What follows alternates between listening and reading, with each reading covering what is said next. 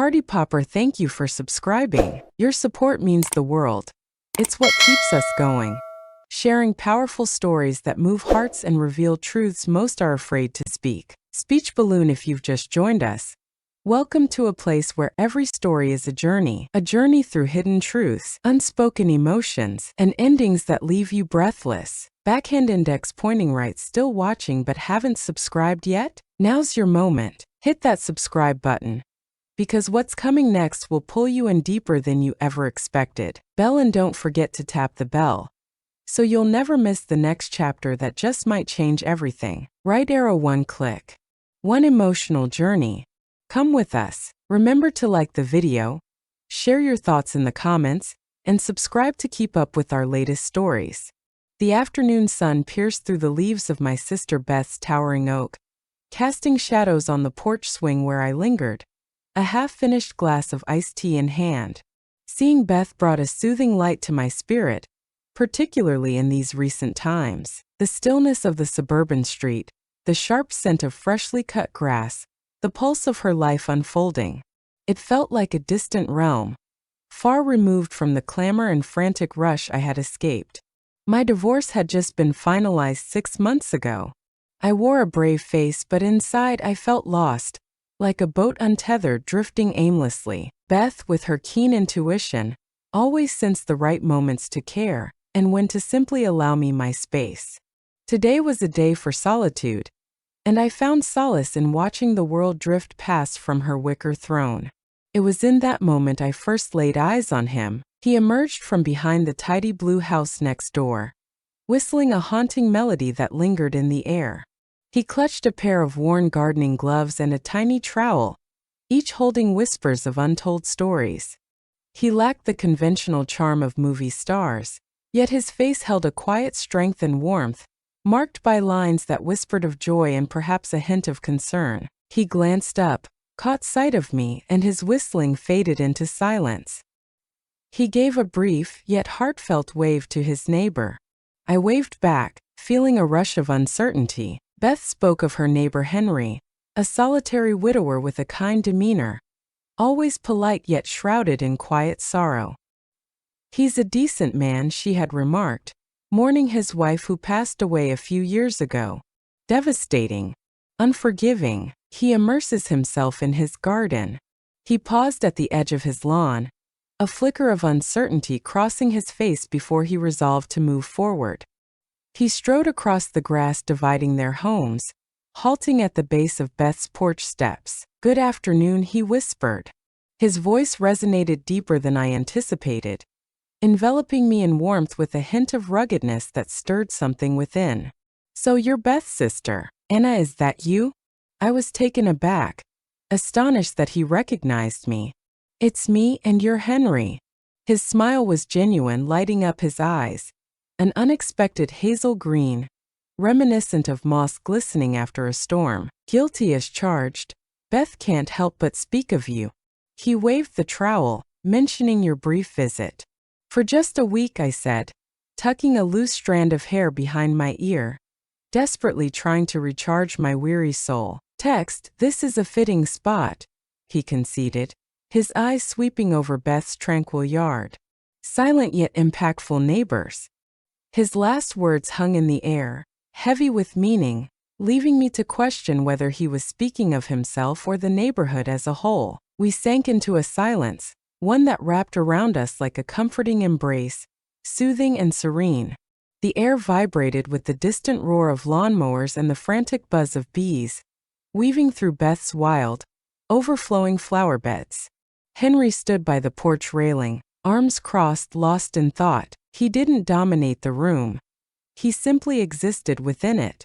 "Is there anything captivating blooming here?" he inquired, gesturing toward a striking cluster of peonies. "Beth possesses an enchanting ability." "She does," I conceded.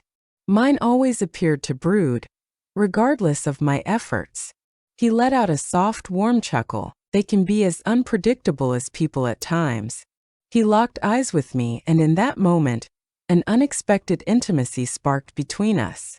It wasn't flirtatious, not really, but it felt as if he wasn't merely gazing at Beth's sister on the porch.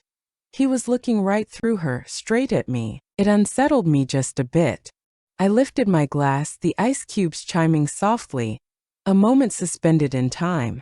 I spoke, my eyes scanning for a safe ground. Gardening consumes your time and heart. He nodded, his eyes drawn to the carefully tended flower beds lining the fence. Truly does. Pulls me away from my thoughts. There's a raw thrill in the earth beneath my fingers, a pulse of life as I witness growth unfold. It anchors you. I felt that deeply. My tiny balcony garden felt like a refuge, even if it paled in comparison to his or Beth's. I understand, I whispered. Nurturing something brings a deep, fulfilling joy. He glanced back at me, that pensive look resurfacing. Precisely. You invest your heart, and often beauty returns to you. Sometimes, but more often than not. Was he really just talking about flowers? It seemed as if he was revealing a fragment of his philosophy, a glimpse into his struggle for survival. In that moment, Beth's screen door groaned open, and she hurried out, hands wiping frantically on her apron. Henry! I could have sworn I heard whispers in the dark. Taking my sister away already? She teased, a warm smile dancing on her lips as she looked at him. Just saying hello, Henry said, straightening up from the railing, his gaze lingering on your peonies with a hint of admiration. Oh, they're really putting on a spectacle this year, aren't they? Beth's smile radiated warmth. Anna, Henry's roses are a sight to behold. They are indeed champions. Henry waved his hand dismissively, a faint blush rising to his neck. Beth amplifies the truth. I don't, Beth insisted. Hold on, I was just about to boil the kettle once more. Henry, do you crave a real cup of tea? Not this cold drink, Anna's taking care of it. His eyes flickered to me before darting back to Beth. I wouldn't want to overstep my bounds. Nonsense, Beth declared, her grip tightening on the door as she flung it open wider. Step inside. Anna craves the company, even if she won't say it out loud. I shot Beth a glance, a mix of irritation and amusement, but Henry only laughed harder. Fine, he replied, meticulously cleaning his boots on the mat before crossing the threshold. Show us the path. Entering the cool, dim kitchen of Beth, a peculiar flutter ignited in my chest. It was more than just the neighbors at the door. A sudden change hung in the stillness of the afternoon, hinting at the beginning of something unforeseen. The kitchen enveloped me, warm and inviting, the air thick with the sweet, lingering scent of cinnamon from Beth's earlier baking. Henry sat at the small wooden table, an anchor in the chaos, as Beth hurried about, gathering mugs and retrieving the tea caddy. I settled into the seat across from him, a wave of shyness washing over me, reminiscent of my teenage years. He appeared oblivious, or perhaps he was just concealing his awareness. He inquired about Beth's prize-winning zucchini from last year's county fair, and she dove into the tale with fervor. I watched him, hanging on every word. He listened intently, his eyes locked on Beth's as she poured out her thoughts, each question he asked perfectly timed, drawing her deeper into the moment. It was a beautiful sight. Many people today appear to merely bide their time, eager only for their moment to speak. As Beth halted to pour the scalding water over the tea bags, Henry's gaze shifted back to me, charged with unspoken tension. So Anna, he started, his voice light but laced with something deeper. Beth said you work in library archiving, right? Once more I found myself taken aback. It seems Beth has been discussing me far more than I ever understood. Exactly. I ensured the preservation of cherished old documents, photographs, and local history treasures. The silence envelopes the task, yet it captivates the soul. I can imagine, he said, leaning in, his eyes alight with a spark of sincerity. Cradling a fragment of history in your hands carries a weight of meaning. Does, I confessed. Occasionally you stumble upon hidden tales, buried within letters or diaries, waiting to be unearthed. Everyday individuals navigating remarkable journeys, you see. I do know, he murmured, his voice thick with emotion. My wife Mary filled countless pages with her diaries. After she was gone, I discovered them. It took a whole year for me to gather the strength to read them. He hesitated, his gaze fixed on his hands lying on the table. His hands were powerful, the soil stubbornly clinging to the nails, a testament to his earlier struggle to clean them. When I finally did, it felt as if I was discovering her anew. Small worries she kept to herself, fleeting moments of joy I had lost sight of. It was a treasure. His voice trembled, striking a chord deep inside me. Revealing something so personal to someone I barely knew was unusual, yet it felt natural and unstrained. It resonated with raw truth. Beth set down steaming mugs before us, her movements hushed, aware of the tension in the air. "That sounds beautiful," she said, her voice a soft caress. He glanced up, a faint yet heartfelt smile breaking through. It was a struggle, yet it held a haunting beauty. He faced me again. "I get why old stories captivate us. They matter deeply. They unveil our essence, tracing back to our roots." We shared our thoughts on books that moved us, places that called to our hearts, and the dreams of adventures yet to come. He had served in the Navy long ago, witnessing places I had only dreamed of. I shared my work, the unique thrill of reconstructing a fragmented letter or recognizing faces in a century-old photograph. Beth sat quietly, her tea in hand, interjecting only with brief comments or stories, allowing the dialogue between Henry and me to unfold naturally. It hit me hard how unlike the familiar conversations this was. It was raw, unfiltered, and utterly real. It was a spark, a moment of discovery, where shared interests ignited understanding and unveiled new perspectives. His dry humor emerged at the most unexpected moments, catching me off guard and leaving me in fits of laughter more than once. He inquired about my life, not prying, but with a heartfelt interest that pierced through the surface. I opened up to him about the city, the disconnection that sometimes overwhelmed me, and the unsettling feeling of being adrift since the divorce, thoughts I hadn't even fully shared with Beth. He listened, his hazel eyes filled with deep contemplation. "Change is hard," he murmured, his voice barely above a whisper as I fell silent. "It's as if the earth is trembling beneath you. Yet in that chaos, you may find a firmer foundation. It takes time to understand." Yet his words, simple as they seemed, struck deep like anchors. He spoke with raw honesty, refusing to sugarcoat the truth. He faced the truth, revealing a perspective shaped by his own struggles. Outside, the shadows stretched ominously, creeping closer with each passing moment. The golden afternoon light deepened, enveloping everything in warmth.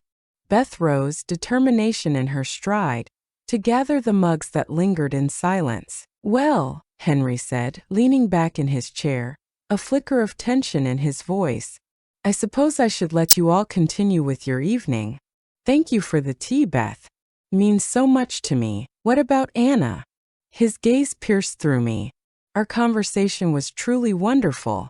"Henry," I said, and I truly meant it. The exchange held a rare sincerity that pierced through the ordinary. As Beth led him to the door, I lingered at the table, my fingers tracing the rim of my empty mug, lost in a swirl of unspoken words. A sudden weight lifted from my soul. The conversation changed nothing, leaving the uncertainties in my life intact, yet it cracked open a window of possibility. It struck me that connection could emerge unexpectedly, softly, in the midst of an ordinary afternoon. As Beth returned, a knowing smile played on her lips, hinting at secrets untold. "He's really something, isn't he?" she inquired, her hands busy stacking the mugs in the sink. "Yes," I nodded, locking eyes with her. "He truly is." Silence spoke volumes.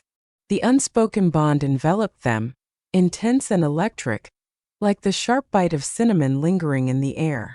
The following days settled into a comforting routine. I stood by Beth as she tended to her garden, the air thick with unspoken emotions and the weight of our shared moments.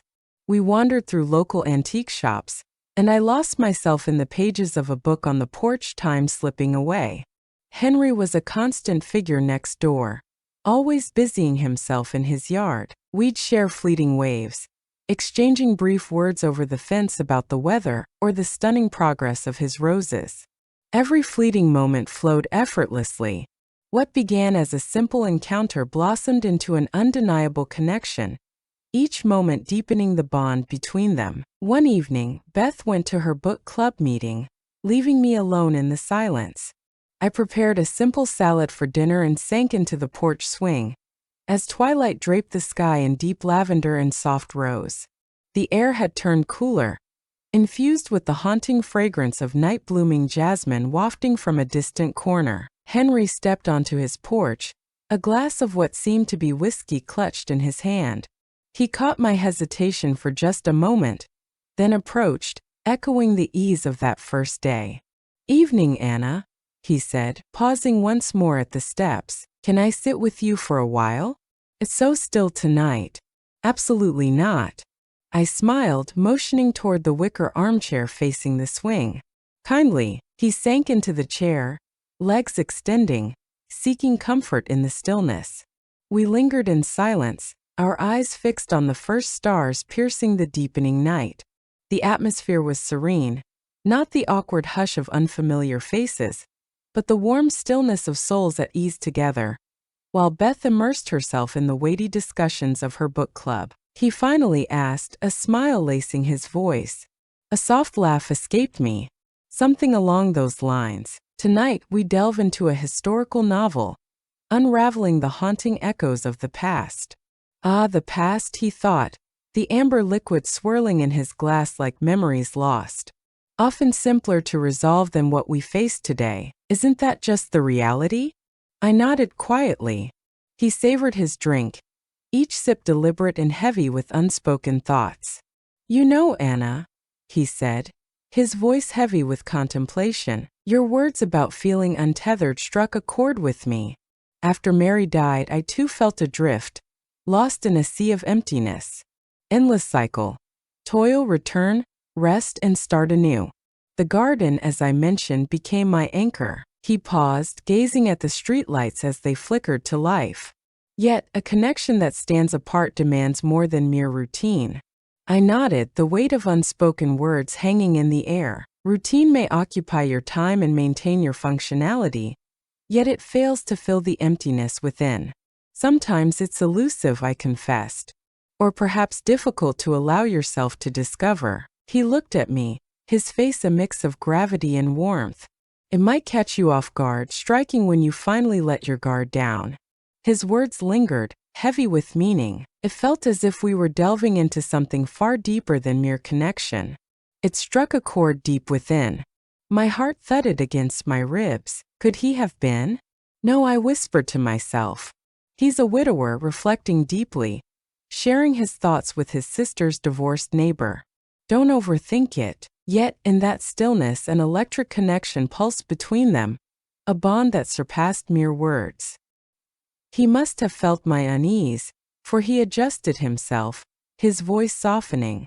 He mentioned that while clearing out a corner of his garage today, he stumbled upon something unexpected, discovered an ancient box of Mary's, brimming with sheet music. Her fingers danced over the keys, weaving a spellbinding melody that tugged at the heartstrings. "Wow," I breathed out. "Does the piano still echo?" He nodded, a silent agreement hanging heavy in the air. "It stands in the living room, a grand ancient upright. I haven't laid a finger on it since then." Indeed. But as he gazed at that music today, his voice faded away.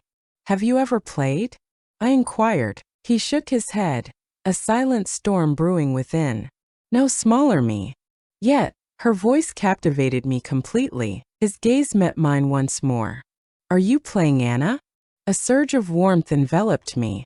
"I once did," I confessed. "Once my grandmother shared a lesson that has stayed with me forever. Just bare melodies, yet they resonate deeply." A flicker ignited in his gaze. "This may be a bit direct, but would you truly want to witness it? The music, perhaps a piece that could truly awaken the piano's soul." My breath hitched. Step inside his home. Being alone carried a weight that was hard to ignore. His invitation felt authentic, free from any sense of obligation. A quiet yet heartfelt plea. The idea of feeling the piano keys beneath my fingers once more stirred something deep within me, a longing that was both haunting and irresistible. I might be completely out of practice, I stuttered. That familiar wave of teenage shyness washes over me once more. It doesn't matter, he whispered softly. Remember, smaller. He offered a fleeting smile. An old piano lingers in the shadows. Perhaps the company will be enjoyable. His earnest face drew me in, the kindness in his eyes piercing through the silence. What damage could possibly arise? It was a donation. It was a gift. A revelation of something deeply cherished. All right, Henry, I murmured, my voice barely a breath. I would love that. He rose, extending his hand to pull me from the low swing. His hand radiated warmth, a powerful grip, roughened by the toil of gardening. The brief touch ignited a shocking spark within me, a heat that transcended the waning summer twilight. We crossed the lawn, the cool, damp grass brushing against my sandals, drawn to the warm glow spilling from his living room window. His house embodied him, strong, inviting, and genuine. Books filled the shelves while photos lingered on the mantelpiece. A woman beams with kind eyes, radiating joy, surrounded by images of children and grandchildren. It was a place brimming with cherished memories, each corner echoing with love. The darkwood upright piano loomed over one wall of the living room, a silent sentinel of untold stories. It appeared meticulously maintained, gleaming yet eerily quiet. Henry guided me to it, lifting the tattered cardboard box perched on a nearby chair.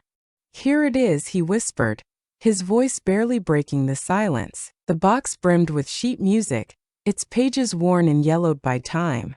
Timeless compositions, cherished classics, inked manuscripts.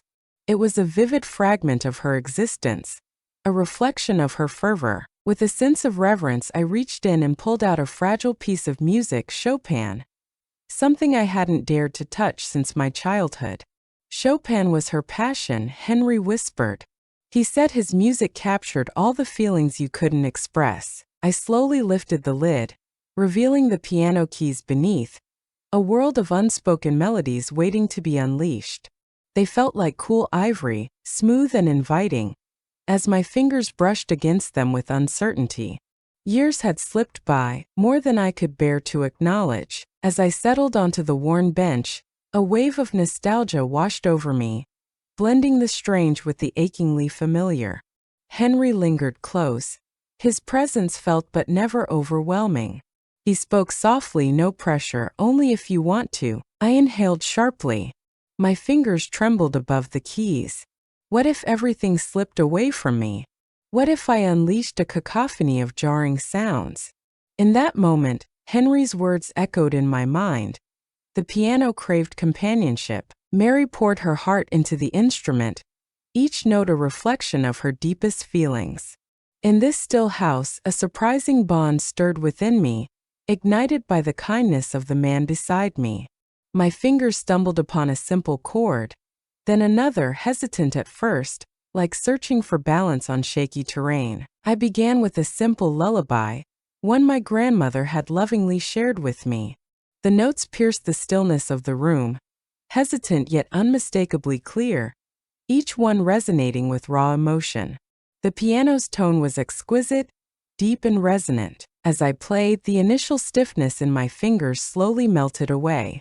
The melody surged with a captivating grace. It wasn't perfect, far from it, but it felt exhilarating, like awakening a long dormant muscle. I looked up at Henry. He stood there, framed by the doorway, a silent sentinel of unspoken thoughts. His eyes shut, a tender, almost longing look gracing his features. He saw beyond my imperfect notes. He listened, lost in memories. With newfound courage, I attempted something different. A simple piece that lingered in my memory from years past. The music enveloped us, binding our souls in a tapestry of shared emotion. It transcended mere performance. It was the act, the raw vulnerability, the rebirth of beauty from the depths of silence. As the final note lingered in the air, the ensuing silence crackled with an electric intensity, heavy and profound. Henry's eyes fluttered open, In the lamplight, they appeared darker, more profound. "Thank you, Anna," he said, his voice heavy with feeling. Mary would have adored that. The way her name was spoken, so tenderly, felt like a warm embrace rather than an intrusion. It was as if I had stepped into a hallowed realm, witnessing the enduring love he held within. Tears threatened to spill as I mourned his loss, captivated by the haunting beauty of the music and the raw intimacy of the moment. "She had to have been extraordinary," I murmured. He nodded, a lump forming in his throat. "She was a force of nature, a whirlwind of emotions that left everyone breathless. Her presence ignited a fire within, a spark that could either warm the heart or scorch the soul. In her eyes storms brewed, and in her laughter, echoes of joy and sorrow intertwined. Every moment with her was a dance on the edge of a knife, thrilling and terrifying all at once."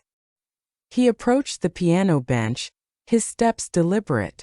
After a brief pause, he settled beside me, just far enough to keep a respectful distance, yet close enough for me to sense the warmth emanating from him. Silence stretched between us, heavy and charged. We sat together side by side, gazing at the silent keys, the echoes of music hanging in the air, heavy with unvoiced feelings. He extended his hand, not to make contact with me, but to softly lay it on the smooth surface of the piano beside mine. His hand appeared powerful, full of potential, yet a subtle tremor betrayed its strength. "Silence has lingered in this house for ages," he murmured, his voice a gravelly whisper. "Silence hangs heavy." He turned his head, locking his gaze onto mine. His gaze pierced through, a blend of intensity and tenderness.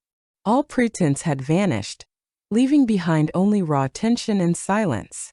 Two souls bathed in the soft light of a lamp find themselves entwined in a moment of deep, unexpected connection. My breath caught in my throat. This was it, an unforeseen moment, not loud or flashy, but a subtle revelation, a profound emotional connection that held more weight than any grand display. He opened up, revealing his grief, his memories, his home, and with that trust he laid bare his soul. His eyes held a raw vulnerability that echoed the ache in my own heart. The silence hung thick with unspoken truths, a moment charged with the weight of something profound unfolding between us. He held back, the moment hanging heavy between us. He stood frozen, a statue in the silence. He held my gaze, a silent question flickering in his eyes, acknowledging the spark that ignited in the stillness of the room. In that instant, enveloped by echoes of music and memories, I felt an overwhelming sense of being seen and understood, deeper than I had in ages. An undeniable bond surged between us, a silent force rooted in our shared humanity, deep respect, and the stunning beauty hidden in the most unexpected corners. It was profoundly emotional, a silent intensity that resonated with complete consent. Time hung heavy in the glow of the warm lamplight. We stood frozen, caught in a moment that felt like an eternity. Silence enveloped us.